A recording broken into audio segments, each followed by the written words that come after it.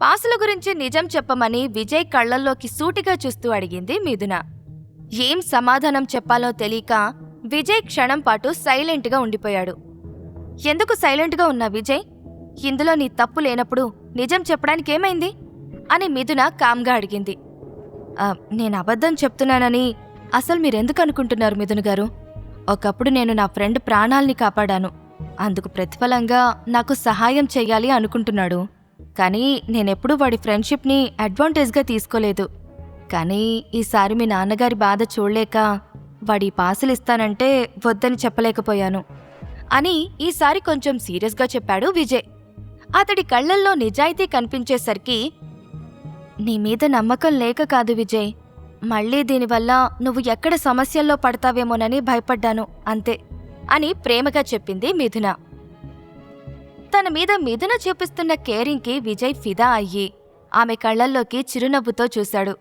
మిథున ఏదో చెప్పబోతూ ఉంటే అనిల్ వాళ్ళిద్దరినీ బయటికి రమ్మని పిలిచి, అల్లుండి నీ ప్రశ్నలతో చంపేస్తావా మిథున? మీ నాన్న కోసమే కదా ఈ పాసులు తీసుకొచ్చాడు.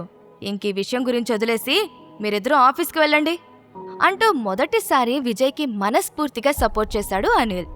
అనిల్ ముఖంలో సంతోషం చూసి ఇక మాట్లాడకుండా విజయ్తో కలిసి ఆఫీస్కి స్టార్ట్ అయ్యింది మిథున. విజయ్ పట్ల అనిల్ చూపిస్తున్న కేరింగ్ రత్నప్రభకి నచ్చకపోవడంతో కోపంగా తన గదిలోకి వెళ్ళిపోయింది. అదే రోజు సాయంత్రం విజయ్ మిథునలు బాగా అలసిపోయి ఆఫీసు నుండి ఇంటికి తిరిగొచ్చారు. ఆఫీసులో గొడ్డు చాకిరీ చేసిన విజయ్ చేత వంట చేయించడం ఇష్టం లేక ఆన్లైన్లో ఫుడ్ ఆర్డర్ పెట్టేసింది మిథున.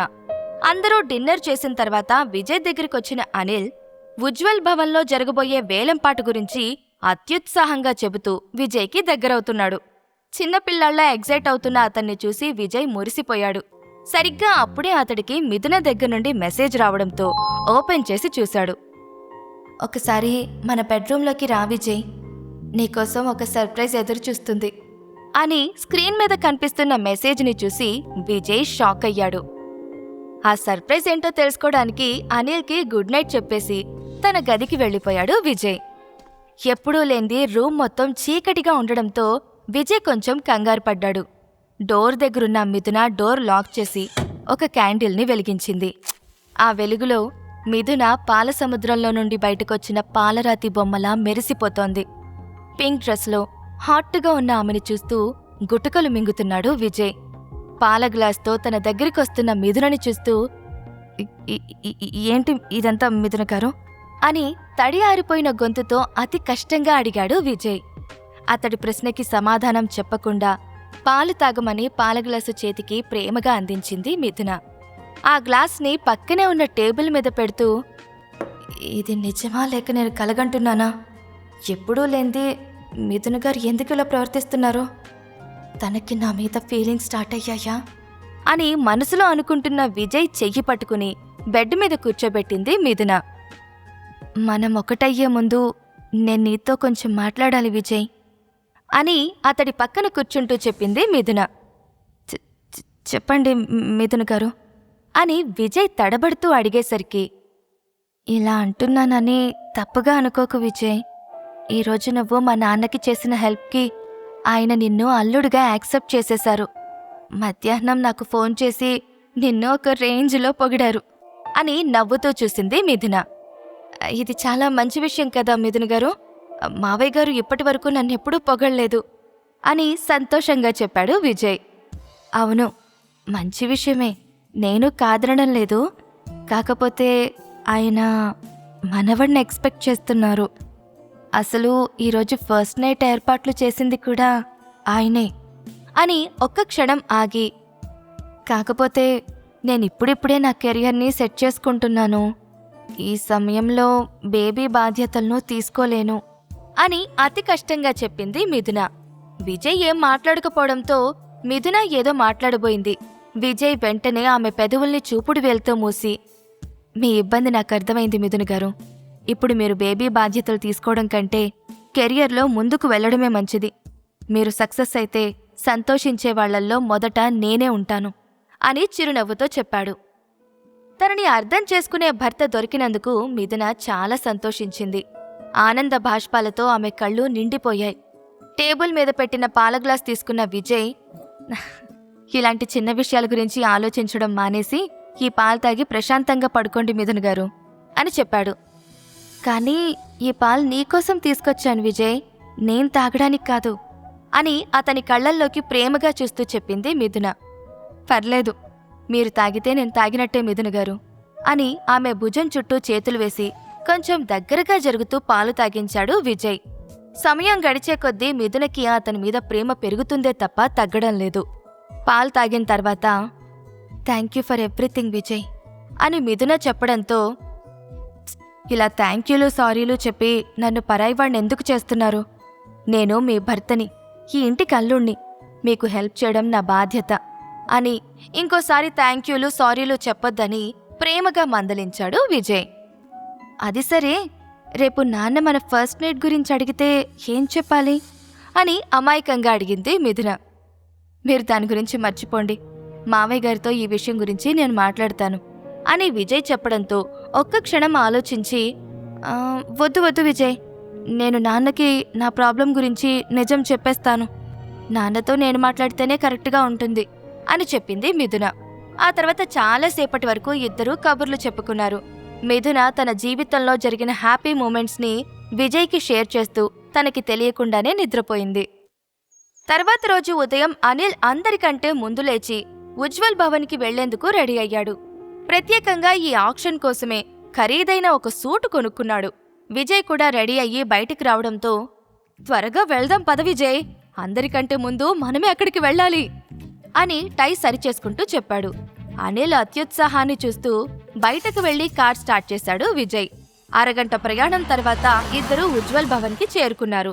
ఈ ఆక్షన్ కోసం ప్రత్యేకంగా రెడీ చేసిన ఉజ్వల్ భవన్ని చూసి విజయ్, అనిల్లు ఆశ్చర్యపోయారు. ఆ భవనం బయట బ్రాండెడ్ వెహికల్స్, వీవీఐపీస్తో పాటు టీవీ రిపోర్టర్లు కూడా ఉన్నారు. ఆ హడావిడికి అనిల్ క్షణం పాటు నర్వస్గా ఫీల్ అయ్యాడు. అనిల్ని తీసుకుని విజయ్ లోపలికి వెళ్తూ ఉండగా, హే విజయ్, నువ్వేంటిక్కడా అని ఎవరిదో తెలిసిన గొంతు వెనక నుండి వినిపించేసరికి విజయ్ కంగారు పడ్డాడు. తనకి తెలిసిన వీవీఐపీ ఎవరైనా పిలుస్తున్నారేమో అనుకుంటూ, భగవంతుడా, నా ఐడెంటిటీ మావయ్య గారి ముందు బయటపడకుండా చూడు అని మనసులో అనుకుంటూనే వెనక్కి తిరిగాడు. కానీ అక్కడ నవ్వుతూ నిలబడ్డ రియాని చూసి రిలాక్స్గా ఫీల్ అయ్యి, రియాతో ఇప్పుడు మాట్లాడడం మంచిది కాదు అని మనసులో అనుకుంటూ ఫాస్ట్గా నడుస్తున్నాడు. అల్లుడి కళ్లల్లో కనిపిస్తున్న కంగారు చూసి, ఏమైంది విజయ్, నువ్వెందుకో కంగారు పడుతున్నట్టు అనిపిస్తుంది, అంతా ఓకేనా అని ఆప్యాయంగా అడిగాడు అనిల్. లేదు లేదు, అలాంటిదేం లేదు మావయ్య గారు, ఇంతమంది వీఐపీఎల్ని చూసి కొంచెం నర్వస్గా ఫీల్ అయ్యాను అంతే, పదండి లోపలికి వెళ్దాం అంటూ అనిల్ని ఎంట్రన్స్ వైపు తీసుకువెళ్లాడు విజయ్. రియా కాలికి తగిలిన గాయం వల్ల విజయ్ వెనకాల స్పీడ్గా వెళ్లలేకపోయింది.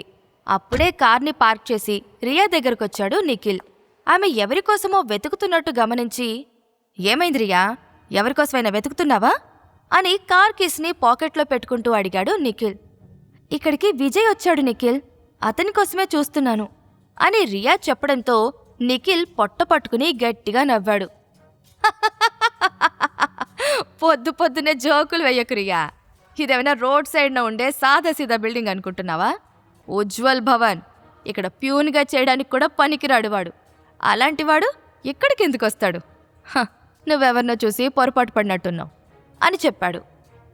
లేదు నిఖిల్, నేను చూసింది విజయ్యే, తనకి హాయ్ కూడా చెప్పాను, కానీ అతను నన్ను పట్టించుకోకుండా వెళ్ళిపోయాడు అని ఈసారి కొంచెం సీరియస్గా చెప్పింది రియా. నిన్ను చూసే అర్హత కూడా వాడికి లేదు, అలాంటిది నీకు హాయ్ ఎలా చెప్తాడనుకున్నావు?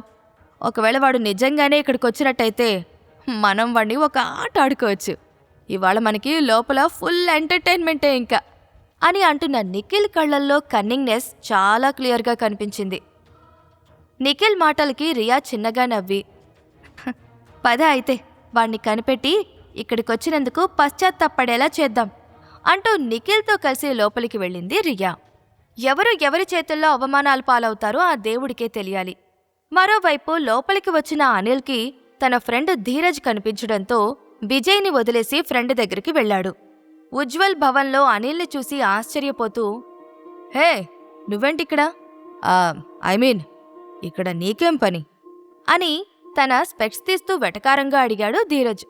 పేరుకు మాత్రమే ఫ్రెండ్ కానీ అనిల్ అంటే ధీరజ్కి అస్సలు ఇష్టముండదు. అతన్ని కించపరచడానికి వచ్చిన ఏ అవకాశాన్ని వదులుకోడు. ధీరజ్ ఉద్దేశాన్ని అర్థం చేసుకున్న అనిల్ అతని కళ్ళల్లోకి పొగరుగా చూస్తూ, నువ్విక్కడికి ఏ పని మీద వచ్చావో నేను కూడా అదే పని మీద వచ్చాను. నువ్వు ఈ ఆక్షన్ గురించి చాలా గొప్పగా చెప్పావు, కానీ ఇక్కడికి రావడానికి నేను పెద్దగా ఏం కష్టపడలేదు.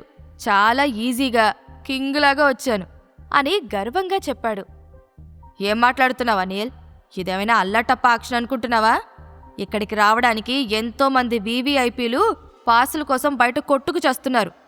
అలాంటిది అంత తేలిగ్గా నువ్వు లోపలికెలా వచ్చావు? ఇంతకీ నీ దగ్గర పాసులున్నాయా లేవా? లేదంటే దొంగదారిలో వచ్చావా అని హేళన చేస్తున్నట్టు అడిగాడు ధీరజ్. వెంటనే తన పాకెట్లో ఉన్న గోల్డెన్ పాసులు తీసి ధీరజ్కి చూపించాడు అనిల్. వాటిని చూసి ఆశ్చర్యపోతూ, ఓ మై గాడ్, ఇవి నిజంగా గోల్డెన్ పాసులే. కానీ ఇవి నీ దగ్గరికెలా వచ్చాయి అని వణుకుతున్న కంఠంతో కంగారు పడుతూ అడిగాడు ధీరజ్. అతనలా అడిగేసరికి, హా, ఇవి నా అల్లుడిచ్చాడు అని అనిల్ గర్వంగా చెప్పాడు. ఆ ఆన్సర్ విని, బుల్షిట్, నా చెవిలో క్యాలీఫ్లవర్లు ఏమైనా కనిపిస్తున్నాయా? ఇక్కడికి రావడానికి ఒక అర్హత ఉండాలి. నాలాంటి వీఐపీలకి తప్ప నీలాంటి వాళ్ళకి వీటిని పట్టుకునే అర్హత కూడా లేదు. అలాంటిది వీటిని నీ అల్లుడు తీసుకొచ్చాడు అంటే నిన్ను నమ్మలేకపోతున్నాను. నీ అల్లుడికే దిక్కులేదు, ఇక నీకు పాసులు తెచ్చాడా అని వెటకారంగా అన్నాడు ధీరజ్. సరిగ్గా విజయ్ అప్పుడే అక్కడికొచ్చాడు. అల్లుడివైపు అనిల్ గర్వంగా చూస్తూ, చూడు, ఇతనే నా అల్లుడు, పేరు విజయ్ అని ధీరజ్కి పరిచయం చేసి, విజయ్, ఇతను నా ఓల్డ్ ఫ్రెండ్, పేరు ధీరజ్ ముఖర్జీ అని షేక్ హ్యాండ్ ఇవ్వమన్నట్టు సైగ చేసి చెప్పాడు. తన చెయ్యి ముందుకు చాచి చిరునవ్వుతో ధీరజ్కి షేక్ హ్యాండ్ ఇచ్చాడు విజయ్. కాని ధీరజ్ అతని చెయ్యి పట్టుకోకుండా కింద నుండి పై వరకు అనుమానంగా చూస్తూ ఏదో ఆలోచిస్తున్నాడు. సడన్గా అతని మైండ్లో ఏదో మెదిలినట్టు అయ్యింది. ధీరజ్ వల్ల విజయ్కి ఏదైనా సమస్యలు రాబోతున్నాయా? విజయ్ని అవమానించాలని ఫిక్స్ అయిన నిఖిల్ రియాల్ను విజయ్ ఎలా అడ్డుకోబోతున్నాడు? విజయ్ మిథునల మధ్య మొదలైన ప్రేమ ఎలాంటి అనర్థాలకు దారితీస్తుంది? ఈ ప్రశ్నలకు సమాధానాలు తెలుసుకోవాలంటే నెక్స్ట్ ఎపిసోడ్ వినాల్సిందే. క్రింద ఇచ్చిన లింక్ ని క్లిక్ చేసి పాకెట్ ఎఫ్ఎం యాప్ ని ఇన్స్టాల్ చేసుకోండి. Stay tune to pocket FM.